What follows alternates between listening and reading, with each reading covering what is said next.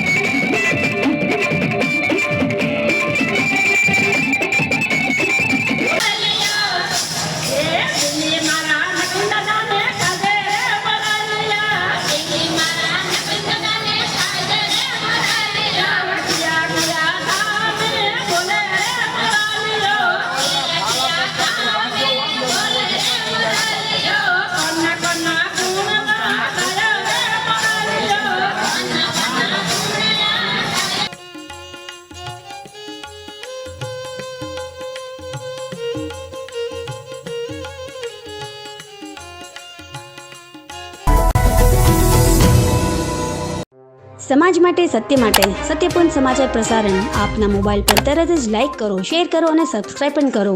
અને હા, ઘંટડી વગાડવાનું ન ભૂલશો. આભાર. સમાજ માટે સત્ય સાથે સત્યપૂર્ણ અહેવાલ, સમાચાર તથા જાહેરાત પ્રસારિત કરવા સંપર્ક સાધો. સત્યપુંજ સમાચાર પ્રસારણ, લબ્ધિ કોમ્પ્લેક્સ, તાલુકા પંચાયત સામે, સિહોર.